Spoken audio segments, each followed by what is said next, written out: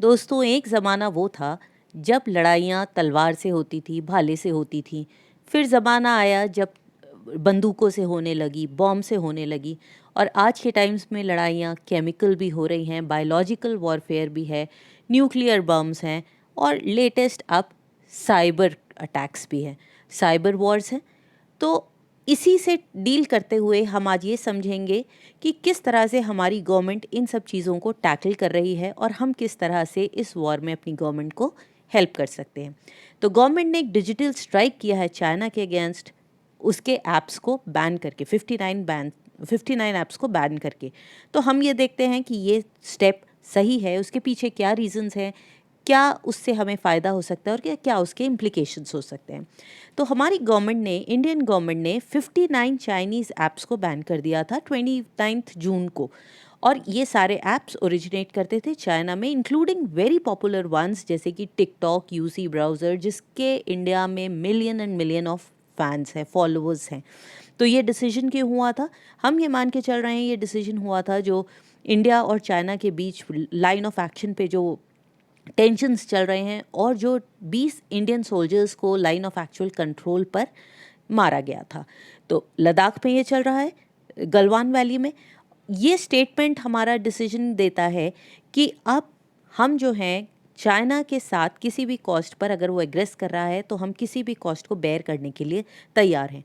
ये एक strict action है जो बताता है कि अब अगर ऐसा कोई भी एक्शन चाइना लेता है तो हम उसका जवाब देने के लिए तैयार हैं। ये जो एक्शन आया था 59 ऐप्स को बैन करने का, ये एक्चुअली एक इंटरिम ऑर्डर है, ये फाइनल ऑर्डर नहीं है। और जो ऐसी कंपनीज हैं जिनको बैन किया गया है उनको 48 आवर्स दिए गए हैं कि वो अपने क्वेश्चंस जो सिक्योरिटी से रिलेटेड, डेटा सिक्योरिटी से रिलेटेड जो क्वेश्चंस हैं उनको सेटिस्फाई करे गवर्नमेंट को। अब पॉइंट क्या है कि जो कंपाइलेशन ऑफ डाटा है उसकी माइनिंग है। प्रॉब्लम आया कहाँ पर था? कंपाइल जितना डाटा, अगर आपके 300 फॉलोअर्स हैं, मिलियन फॉलोअर्स हैं, तो उन सब का डेटा आपके पास है। उस सब डेटा की माइनिंग होती है, उस सब को इकट्ठा करा जाता है, फिर उसको प्रोफाइल किया जाता है, उसको स्टडी करते हैं। और अगर इस डेटा को हम किसी भी होस्टाइल एलिमेंट को दे दें तो ये हमारी नेशनल सिक्योरिटी और हमारे डिफेंस पर एक थ्रेट है।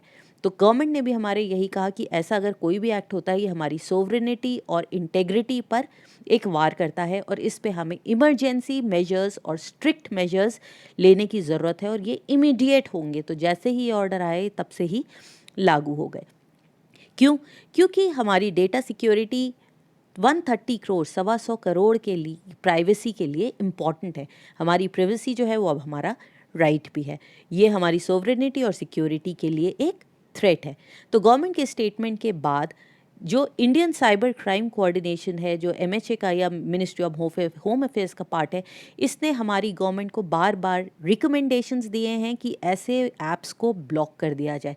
अगर आपको याद हो, कुछ समय पहले, 2 साल पहले, अली बाबा के ऊपर भी ऐसा केस चला था कि वो डेटा को चाइना को देते हैं या हमारे किसी ऐसी एजेंसी को देते हैं जो हमारे लिए फेवरेबल नहीं है। उसके बाद वो हटा दिया गया था। टिकटॉक भी एक बार और चेन्नई में बैन हुआ था, लेकिन वो भी बाद में हटा दिया गया था। अब ये जो बैन है ये मोबाइल और नॉन मोबाइल इंटरनेट इनेबल्ड सारी डिवाइसेस पर है और जो ऐप्स अब आजकल हमारे घरों में बिल्कुल आम हो गए हैं उन सबको ये बैन करता है।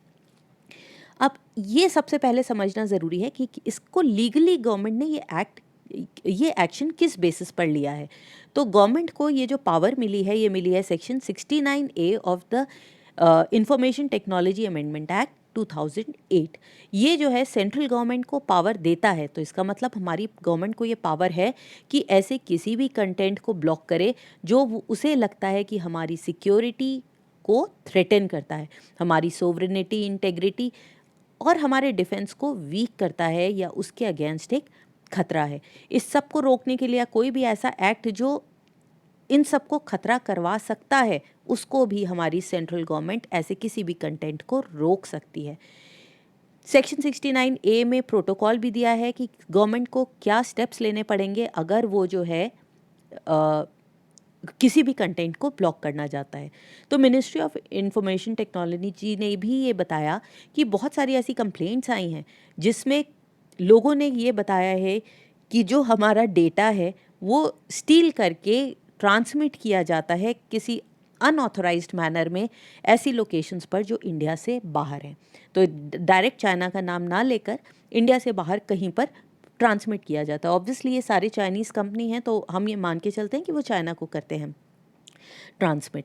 तो लीगल पर्सपेक्टिव से भी संतोष पाईक हैं, उन्होंने जो कि लीगल लिंक के चाइना के बारे में एक स्पेशलिस्ट हैं, एक्सपर्ट हैं, उन्होंने ये कहा है कि ये लीगली साउंड लग रहा है, क्योंकि नेशनल सिक्योरिटी जो है ये कोर्ट में चैलेंज करना एक बहुत डिफ़िकल्ट टास्क है, क्योंकि कोई भी कंट्री अपनी सोवरेनिटी और सिक्योरिटी के बारे में डिटेल्स ना भी बताए और उसको चैलेंज भी नहीं कर सकते, क्योंकि security is the top most concern of any country. अब ये इतना इम्पॉर्टेंट हुआ क्यों?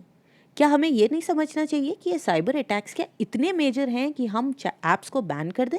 ये हमारी फ्रीडम पे एक अटैक है क्या? साइबर अटैक्स को समझने से पहले हम देखते हैं कि इतना इम्पॉर्टेंट क्या है इसमें। तो साइबर अटैक क्या होता है? कंप्यूटर नेटवर्क या दो कंप्यूटर्स में एक कंप्यूटर जब किसी भी दूसरे कंप्यूटर के डेटा को लेने की कोशिश करता है, उसको एक्सपोज क्यों लेगा? एक्सपोज करने के लिए, ऑल्टर करने के लिए, डिसेबल करने के लिए, डिस्ट्रॉय करने के लिए, या उसे सिर्फ चुराने के लिए। कोई भी अगर वो अनऑथराइज्ड एक्सेस लेता है, अनऑथराइज्ड जो बिना परमिशन के या बिना बताए अगर ली गई है, तो वो है साइबर अटैक। तो जो जना साइबर अटैक कर रहा है वो उसकी चोरी भी कर सकता है, उसके डेटा को बदल भी सकता है और पूरा का पूरा डेटा डिस्ट्रॉय भी कर सकता है। तो आज के टाइम में जब सारा डेटा कंप्यूटर पे है तो ये कितना हार्मफुल हो सकता है। अब लेटेस्ट जो हमने कहा था, आजकल की लड़ाइयाँ जो हैं वो बहुत सारी होती हैं। हो सकता है एक बटन से ही अब लड़ाई हो जाए हमारी, हमने एक बटन प्रेस करा और साइबर वॉरफेयर हो गया। साइबर वॉरफेयर क्या है? जब कोई नेशन या स्टेट या कोई भी एक इंटरनेशनल ऑर्गेनाइजेशन किसी दूसरे नेशन या स्टेट की या किसी ऑर्गेनाइजेशन के कंप्यूटर्स की जो इंफॉर्मेशन है उसको हैक करती है या उसको स्टील ऑल्टर या डिस्ट्रॉय करती है। वो वायरस भी हो सकता है किसी भी और तरीके से, तो इसको हम साइबर वॉरफेयर भी कहते हैं। अब ये कोई छोटा मोटा क्राइम नहीं है, ये कितना सीरियस हो सकता है ये हम समझते हैं इन एग्जाम्पल से। सिटी ऑफ बाल्टीमोर में क्या हुआ था, कुछ हैकर्स ने जो है वहाँ के बहुत सारे जो अकाउंट्स थे उनको फ्रीज़ कर दिया था और गवर्नमेंट से कहा था कि हमें $76,000 जो हैं वो बिटकॉइन की तरह से दें। गवर्नमेंट ने उन्हें नहीं किया और उन्होंने जो हैकर्स थे उन्होंने ऐसे सारे अकाउंट्स को हैक कर लिया और जो सिटी थी उसको $18 मिलियन का लॉस हुआ।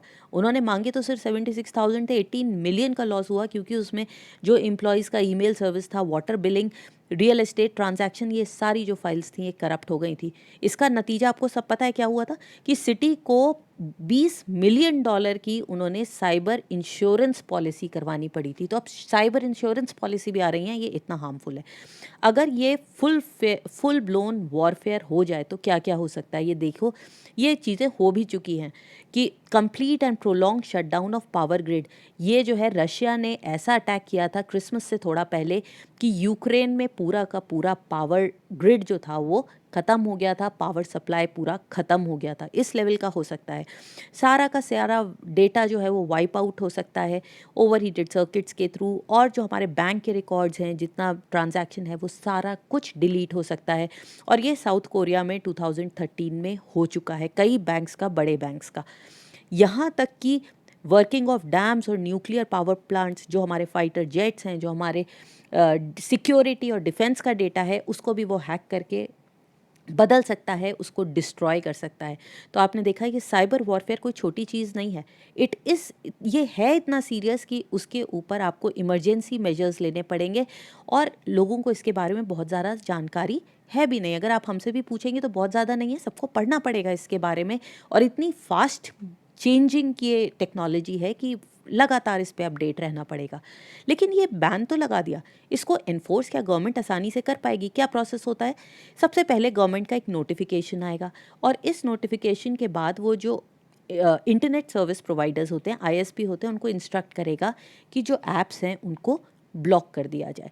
जब तक ये लीगल नोटिस नहीं जाएगा तो कई सारे ऐप्स ने, आपने पढ़ा होगा, आज भी न्यूज़पेपर में कहा है, जब तक एक लीगल ऑर्डर नहीं आएगा वो इसको एग्जीक्यूट नहीं करेंगे।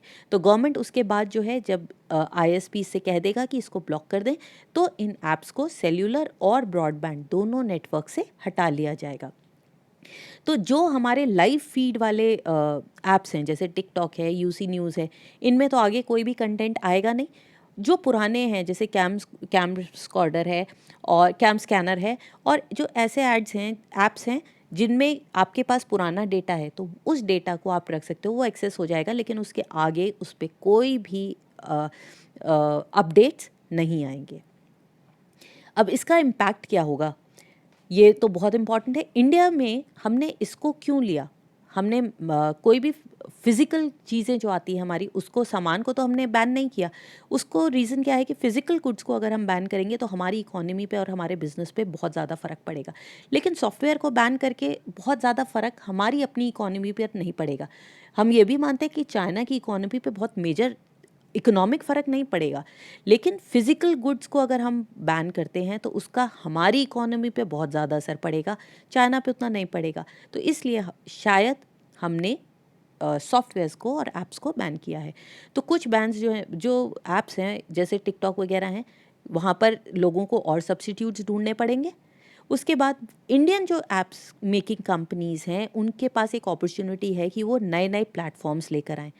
जो इंडियन क्रिएटर्स थे टिकटॉक वगैरह पे जो काम कर रहे थे, या जो इन इंडस्ट्रीज़ में काम कर रहे थे, क्योंकि उनके ऑफिसेज और एम्प्लॉयज़ हैं यहाँ पर, तो जो उन इंडस्ट्रीज़ में जैसे शीन हो गया या यूट्यूब ही हो गया, सॉरी यूट्यूब नहीं, टिकटॉक हो गया, इन सब में अब क्या होगा, उनकी जॉब्स जो हैं वो जा सकती हैं।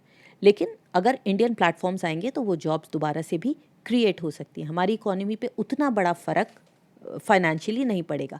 और ज़्यादातर आप देखिए जो ऐप्स हैं उनके हमें सब्स्टिट्यूट्स मिल जाएंगे, और हो सकता है इसी तरह से हमारी इंडियन जो कंपनीज़ हैं उनके लिए एक बहुत ही बड़ी अपॉर्चुनिटी आ जाए।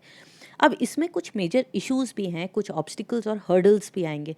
जैसे इंटरनेट फ्रीडम फाउंडेशन जो है, उसने ये कहा है कि ये जो लीगल ऑर्डर है ये सेक्शन 69A की स्पिरिट के खिलाफ है, क्योंकि इसमें ट्रांसपेरेंसी और डिस्क्लोजर नहीं है। जो ऐसे केसेस आते हैं 69A में, इसमें हर केस को इंडिविजुअली कंसिडर किया जाता है, और यहाँ पर क्या किया है, 59 ऐप्स को बिना किसी स्पेशल इंक्वायरी के, जो हर ऐप के लिए अलग अलग होनी चाहिए थी, एक कॉमन सा डिसीजन दे दिया गया है, जिसमें रीजंस भी नहीं बताए हैं। अगर ये कहा गया है कि कंप्लेंट आई है तो उस कंप्लेंट की कोई भी डिटेल्स नहीं है, तो हो सकता है लीगल ग्राउंड्स पर ये कमज़ोर हो। जो ब्लॉकिंग रूल्स हैं 2009 के, वहाँ पर एक प्रोटोकॉल हमने अभी पढ़ा, एक प्रोटोकॉल भी दिया गया है कि एक डेफिनेट प्रोसेस होगा, तो हो सकता है वो प्रोसेस पूरी तरह से फॉलो नहीं किया गया हो। तो डेटा सिक्योरिटी और प्राइवेसी, इसको लागू करने के लिए आपको सॉफ्टवेयर्स को बैन करना ज़रूरी नहीं है, ये भी एक नज़रिया हो सकता है। उसके लिए रेगुलेटरी प्रोसेसेस बनाने और चेक्स एंड कंट्रोल्स रखना वो ज़्यादा ज़रूरी है रादर देन बैनिंग। तो ये भी एक इश्यूज़ हैं जो जब ये केसेस लीगल एंगल पर जाएंगे तो इनको ध्यान में देना ज़रूरी है। और जैसा हमने अभी करा था, जब टिकटॉक और बाकी कंपनीज 2 दिन के बाद अपना जवाब देंगी, और अगर गवर्नमेंट इसको विड्रॉ नहीं करती, जिसकी उम्मीद है गवर्नमेंट इस बैन को ना हटाए, तो ज़रूर वो कोई ना कोई लीगल एंगल एक्सप्लोर करेंगे। तो उस टाइम पर ये सारे पॉइंट्स इंपॉर्टेंट हो जाएंगे। अब चाइना का इसके ऊपर क्या कहना है। चाइना ने कल कहा कि इंडिया का डिसीजन जो बैन करने का है ऐप्स को, उसके लिए चाइना बहुत कंसर्न्ड है। और कंसर्न क्यों है, तो उन्होंने चाइनीज़ ने ये इंडिया के ऊपर डाल दिया कि इंडिया के पास एक रिस्पॉन्सिबिलिटी है कि वो चाइनीज़ बिजनेसमैन के जो राइट्स हैं उनको अपहोल्ड करे। और ये भी ध्यान देना ज़रूरी है कि ये अपहोल्ड करने के लिए कह कौन रहा है, चाइनीज़, जिनके यहाँ खुद ही कोई बाहर की कंपनीज़ के ऐप्स बहुत ज़्यादा पॉपुलर नहीं हैं, ज़्यादातर कंट्रोल्ड है वहाँ पर। अब इंडिया के जो मेजर्स हैं अकॉर्डिंग टू चाइना, वो डिस्क्रिमिनेटरी हैं और सिलेक्टिव हैं, कुछ चाइनीज़ ऐप्स के ऊपर एम्बिगुअस हैं। इंडिया ने कोई स्ट्रेट फॉरवर्ड रीज़न नहीं दिया है कि किसको उन्होंने रोकना है, किसको उन्होंने बैन किया है और किसको नहीं किया। तो ट्रांसपेरेंसी नहीं है, और ये WTO के जो रूल्स हैं जो फ्री एंड फेयर बिजनेस को प्रमोट करते हैं, उनके अगेंस्ट है। तो ये भी एक पॉसिबिलिटी है कि अगर ये बैन रिवोक नहीं होता है तो चाइना WTO में जा सकता है। बट इंडिया के लिए security and sovereignty are paramount, सबसे इंपॉर्टेंट वही है। दूसरा क्या है, चाइनीज़ इकोनॉमी जो है हमसे 5 टाइम्स लार्जर है, और इंडिया जो है उसमें सिर्फ 3% चाइना के एक्सपोर्ट को केटर करता है, उससे ज़्यादा नहीं है। लेकिन इंडिया के on the other hand, India के लिए वो 14% इंडियन एक्सपोर्ट्स हैं और इम्पोर्ट है, और 5% एक्सपोर्ट्स हैं। तो चाइना हमारे लिए ज़्यादा इंपॉर्टेंट है। तो इकोनॉमिकली हम उनको इतना हर्ट नहीं कर रहे हैं जितना हम रेपुटेशन वाइज उनको हर्ट कर रहे हैं। और ये कैसे हो रहा है कि अब जो होगा, हम ये उम्मीद करते हैं कि ये मूव जो है चाइना के लिए, जो डिजिटल सिल्क रूट का उसका इंटरनेशनल जाने के जो एम्बिशंस थे, उस पर कहीं ना कहीं ये कंट्रोल करेगा। ये इकोनॉमिकली मैंने कहा अभी सिर्फ 3% इंडिया का है वहाँ पर इकोनॉमी जो हमारी इंडियन इकोनॉमी से जो वो ट्रेड करता है, लेकिन उसके बाद भी उस जो वैल्यूएशन है कंपनीज़ की, जो उनकी रेपुटेशन है, वो ज़रूर डाउन जाएगी। और ये भी पॉसिबिलिटी है कि बहुत सारी कंट्रीज़ इंडिया से हिंट लेकर आगे फॉलो करें। जैसे ऑस्ट्रेलिया का भी साइबर अटैक आया था, तो उन्होंने बिना चाइना का नाम लिए, क्योंकि ये प्रूव करना बहुत मुश्किल है कि ये काम चाइना कर रहा है हैकिंग का, उन्होंने भी ऐसी कंट्रीज़ पे एक्शन लेने को कहा है। यूएस में भी टिकटॉक के ऊपर पहले केस हो चुका और अभी भी वो इन्वेस्टिगेशन करने के लिए कह रहे हैं। फ्रांस ने भी इंडिया के स्टेप को सपोर्ट किया है, तो हो सकता है और कंट्रीज़ फॉलो करें। अगर इंडिया को और कंट्रीज़ फॉलो करती हैं तो चाइना के लिए बहुत बड़ी प्रॉब्लम हो सकती है, क्योंकि वहाँ पर इंटरनल पहले ही इश्यूज़ हैं। और भी रिटेलिएटरी स्टेप्स हैं, ऐसा नहीं है गवर्नमेंट सिर्फ यही करने वाली है। गवर्नमेंट ने ई कॉमर्स फर्म से ये कहा है कि वो पहले ये चेक करें कि कौन सी सामान हमारी कंट्री में जो आ रहा है वो कौन सी कंट्री में से आ रहा है, और अगर चाइनीज़ प्रोडक्ट्स हैं तो उनको बायकॉट करने की कोशिश की जाए। चाइना का जो सामान है उस पे टैरिफ्स बढ़ाए जाएंगे, उस पे कॉन्ट्रैक्ट्स जो इंफ्रास्ट्रक्चर में है उन पे भी रोक लगाई जा रही है, और मेट्रो जैसी कुछ मेजर कॉन्ट्रैक्ट्स लिए भी जा चुके हैं उनसे वापस। गवर्नमेंट ऑफ इंडिया ने कुछ टाइम पहले ये मैंडेटरी कर दिया कि जितना भी फॉरेन इन्वेस्टमेंट नेबरिंग कंट्रीज से आ रहा है, इसका मेजर इम्पैक्ट चाइना के ही लिए है, वो गवर्नमेंट से पहले प्रायर अप्रूवल लेगा और सिर्फ उसके बाद ही ये टेक ओवर होंगे।